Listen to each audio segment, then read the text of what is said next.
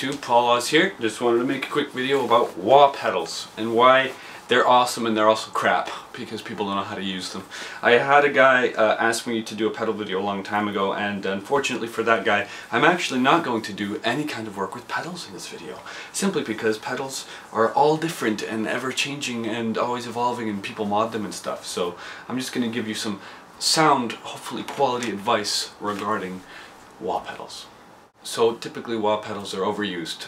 You look at examples like Zakk Wylde and Kirk Hammett, and you might love their guitar playing from years long gone, but they don't actually have any kind of memorable stuff nowadays just because they oversaturate things, and that's no fun. Oversaturating anything's no fun.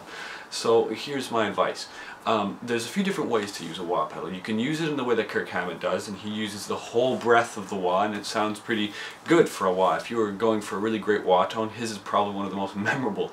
And as well as Zakk Wylde, he to a certain extent should probably cut it out, but it's his style. Like, what are you going to do? Are you going to tell Zakk Wylde he can't play wah pedal? Are you kidding me?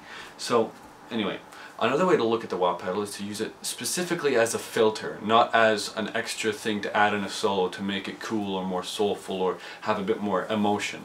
Now, because it is kind of an expressive pedal, you kind of have to find your own voice with it almost. It's like, if you like the way a certain guy's wah sound is, either buy his wah and practice like him, or just practice like him with your own wah. It doesn't really matter. The breadth of the wah pedal is all pretty much similar. The only thing that can change it is certain pots or certain different parts involved. Like, I know the Zakk Wylde pedal from Dunlop is actually a very throaty sound, whereas their original Crybaby is a bit more to do with like just a higher end, more classic sounding wah.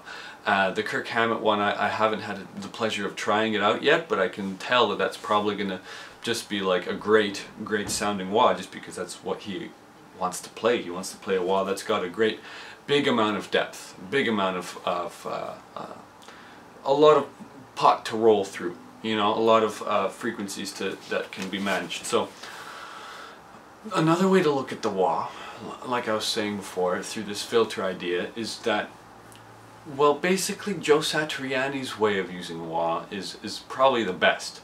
He has his foot, it's activated, he has his foot on the wah, and he just very carefully moves it to accentuate some notes. If he's doing a run that's lower down, he might back off the wah a little bit, and that might sound a little bit more honk, right, a bit more mid.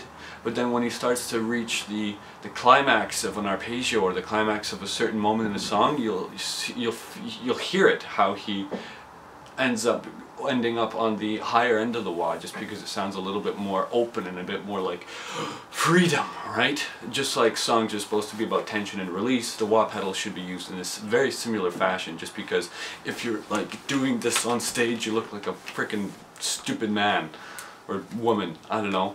You look like a moron if you do that, and there's nothing cool about using that much wah. I mean, obviously people stay away from it, and I'm like, but it sounds so good. These guys are super famous and they're using. Why people don't like it? Really? I thought that it was kind of a cool idea. And so, anyway, I digress. Joe Satriani's way of using the wah is the best. It's very expressive. He uses it to almost like a bare minimum. You never see him go wah wah wah wah wah wah. It's always very gentle, almost like he's playing a 200-year-old guitar or something. He just doesn't want to break a string. It's almost like that kind of gentle, subtle use of the wah. That's probably the best word. Using the wah pedal subtly in any kind of situation that you think it could be applicable is probably the best way to do it, just because of how it's like, oh, he's using a wah pedal. And then people start to have their own opinions about it, and they think that it's so important, and they start to think about how their opinion is so important, and then they end up not really listening to the music because they're like, oh, it's a wah pedal. Oh, whatever. And I really hate that sort of valley girl mentality. Whatever. I hate that shit. So that's my take on the wah. The other guy who uses the wah in a nice way would obviously be Steve Vai. And he does use it a little bit more spastically, and he uses it in a very creative way. His music tends to be a very bubbly and bouncy sort of tone most of the time, in terms of like if he's trying to go for something up-tempo but like that classic kind of 80s sound, when he uses the wah, it's to accentuate the notes that are supposed to make the biggest statement more than anything else. The fast shreddy bits, you don't really hear people using the wah for those, like the really big scale runs, just because it sounds a little bit obnoxious, because it's like, well, so? But when you have the wah used in that fashion, he's got a very particular wah pedal, Steve Vai, that when you press down, there's a spring that you're pushing against, and then it automatically goes back up. So you can go for these really quick dips, which I find are really cool. And I can't think of an example right now, but I'm sure that you could find a few videos of him on YouTube, a fair few, to say the least, of him using this technique on the wah pedal.